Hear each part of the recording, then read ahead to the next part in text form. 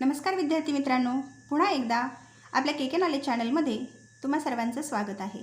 आज आपण इयत्ता 4थी शिष्यवृत्ती परीक्षेमधील विषय इंग्रजी व बुद्धिमत्ता यातील इंग्रजी विभाग अभ्यासत आहोत। Question number 1, choose wrong pair picture and name of fruit. म्हणजे इथं काही पिक्चर दिलेत बघा, फळांचे पिक्चर्स आहेत आणि ते चित्र आणि त्याचं नाव याची चुकीची जोडी आपल्याला शोधायची आहे। बघा 1 नंबर आहे, मँगोचं चित्र आहे, मँगो बरोबर आहे। कोकोनटचं चित्र आहे, कोकोनट हे देखील बरोबर आहे। ग्रेप्सचं चित्र आहे आणि ग्रेप्स हे देखील बरोबर आहे। ऑप्शन चौथा, पिक्चर दिले ग्वावाचं आणि तिथे नाव दिले पपया, म्हणजे हीच आपली रॉंग पेअर असणार आहे आणि हेच आपलं करेक्ट आन्सर असणार आहे। Answer number 4। Question number 2, how many types of punctuation marks total used in the given sentence. म्हणजे या सेंटेन्समध्ये एकूण किती प्रकारची विरामचिन्हे पंक्च्युएशन मार्क्स वापरले आहेत ते आपल्याला शोधायचं आहे। बघा, Sheru Sheru, don't be silly. आता इथे कोमा 2 वेळा आला आहे, परंतु आपल्याला ते 2 वेळा काउंट नाही करायचे कारण आपल्याला टाइप्स विचारलेत, प्रकार विचारलेत। कोमा हा एकच प्रकार आहे, त्यामुळे 1, त्यानंतर अपॉस्ट्रॉफ 2 आणि फुल स्टॉप 3, म्हणजेच इथे 3 प्रकारचे किंवा 3 टाइप्सचे पंक्च्युएशन मार्क्स यूज केले आहेत, म्हणून उत्तर आहे पर्याय क्रमांक 2। प्रश्न क्रमांक 3, which is the not hidden letter in the given picture. म्हणजे हे जे चित्र दाखवले त्याच्यामध्ये कुठलं लेटर लपलेलं नाही आहे ते आपल्याला शोधायचं आहे। ऑप्शन 1 टी, बघा टी आहे। ऑप्शन नंबर 2 आर, आरचा शेप ॲक्च्युली आपल्याला इथं कुठंच दिसत नाही आहे, तरी पुढचे ऑप्शन तपासून पाहूया। ऑप्शन नंबर 3 एन, बघा इथे असा आणि हा असा एन होणार आहे आणि एक्स, एक्स देखील या आकृतीमध्ये आपल्याला सापडत आहे, म्हणजेच ऑप्शन नंबर 2 आर हेच आपलं करेक्ट आन्सर असणार आहे। Question number 4, if tomorrow will Monday what was the day before yesterday. म्हणजे बघा, उद्या जर सोमवार असेल तर काल कोणता वार होता। उद्या सोमवार असेल म्हणजे आज कुठला वार असेल, उद्या मंडे तर आज असेल संडे, म्हणजेच कालचा वार येस्टरडेचा वार असणार आहे सॅटरडे। ऑप्शन नंबर 3 मध्ये दिसत आहे सॅटरडे, ऑप्शन नंबर 3 हे बरोबर उत्तर असणार आहे।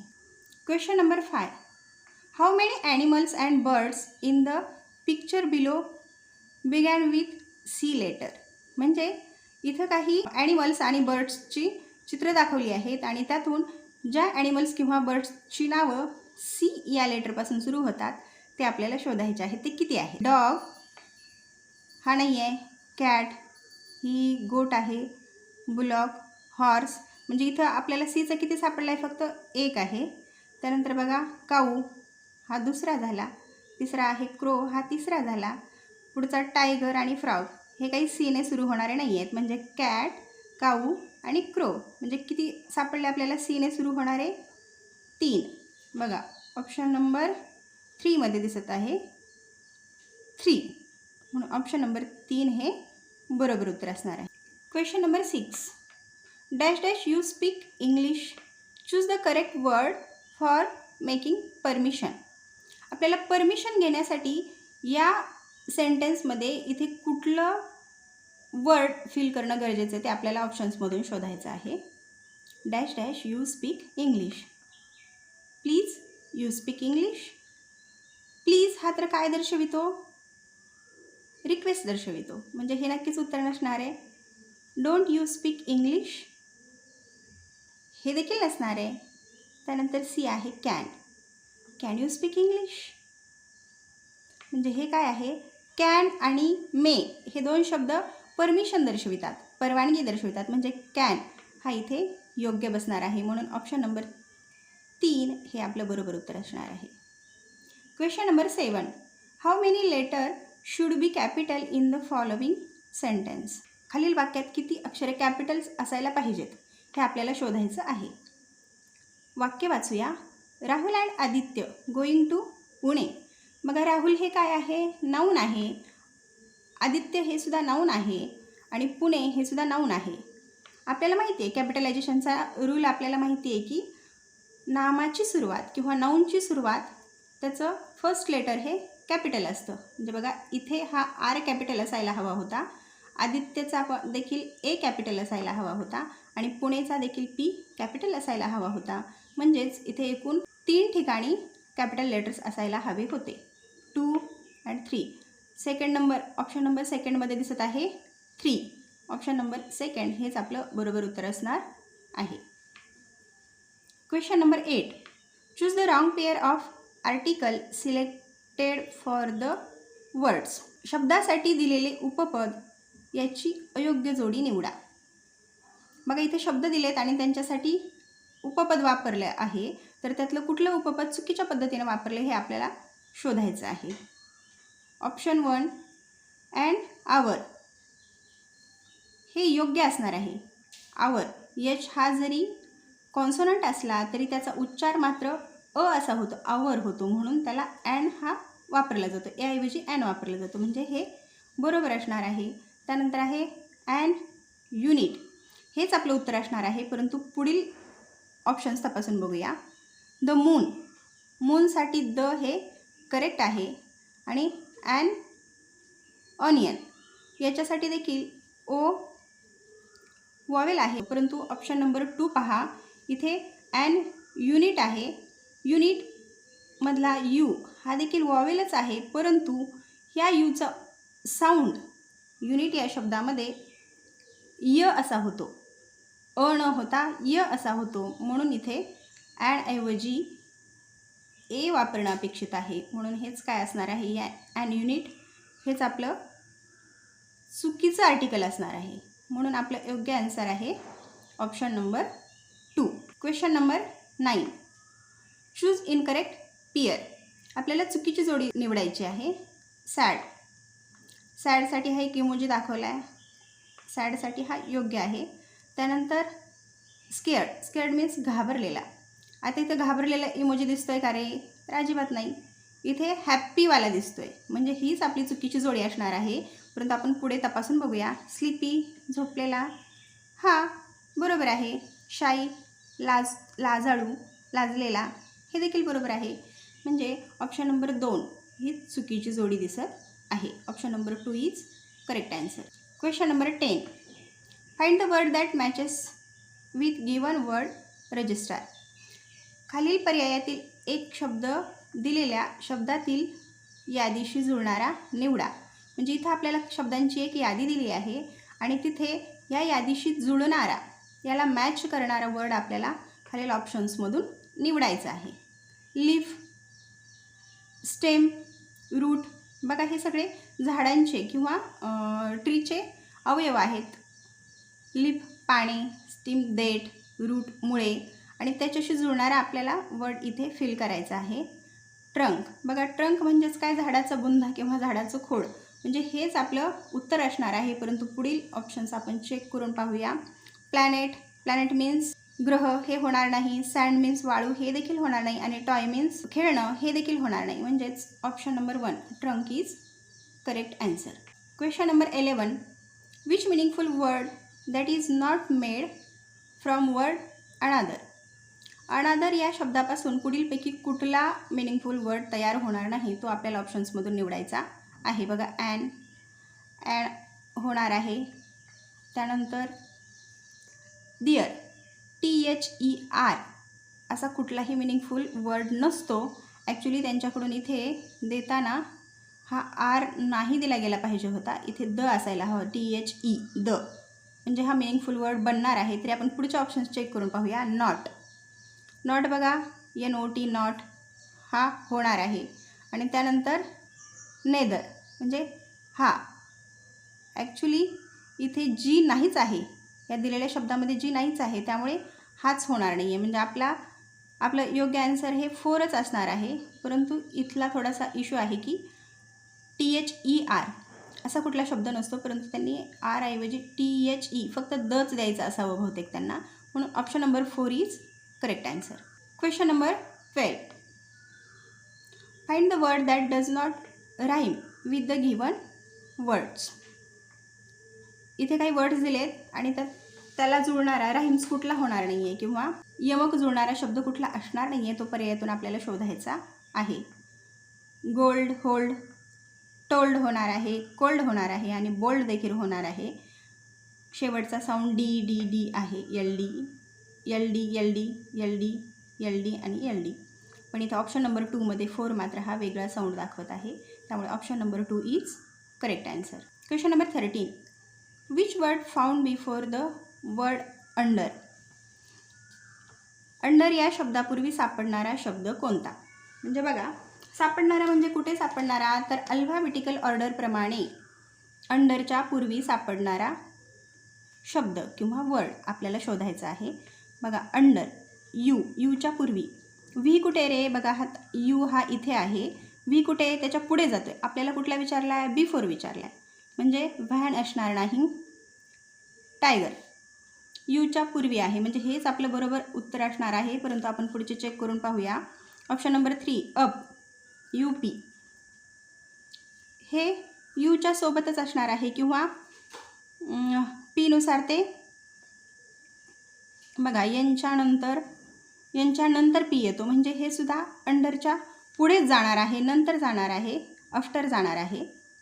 आणि त्यानंतर आहे वेस्ट, हा सुद्धा यूच्या पुढेच आहे म्हणजे हा सुद्धा नंतरच जाणार आहे. म्हणजे बिफोर येणारा, पूर्वी येणारा, अंडरच्या पूर्वी येणारा वर्ड असणार आहे टायगर. म्हणून option number 2 tiger is correct answer. Question number 14. What time show before 15 minutes in the following clock.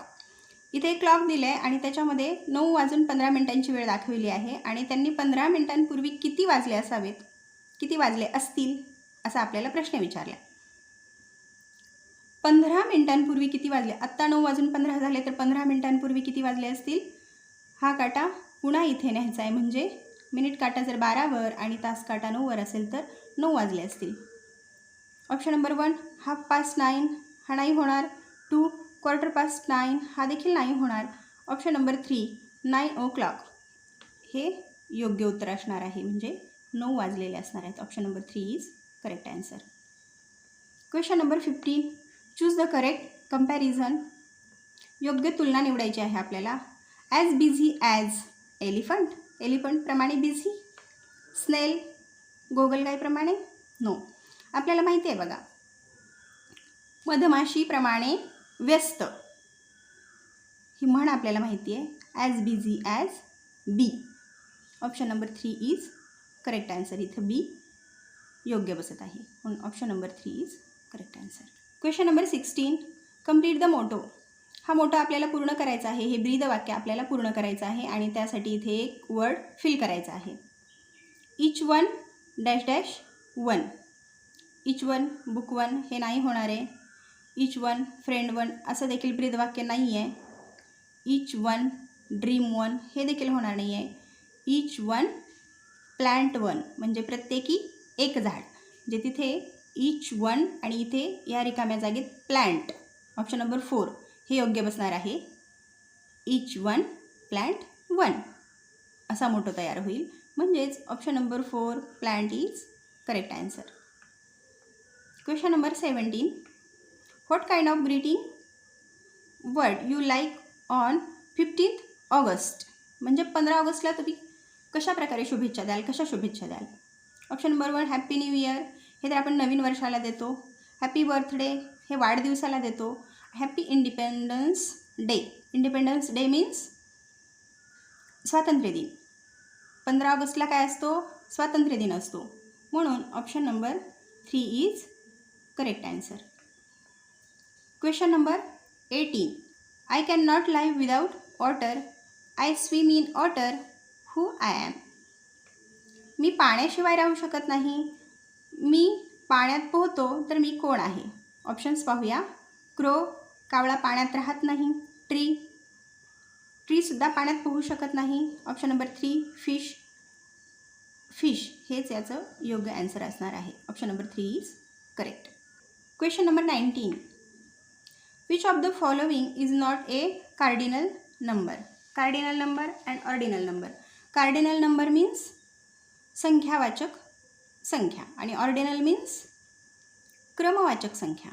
तर बघा इथे आपल्याला काय विचारले, which of the following is not cardinal.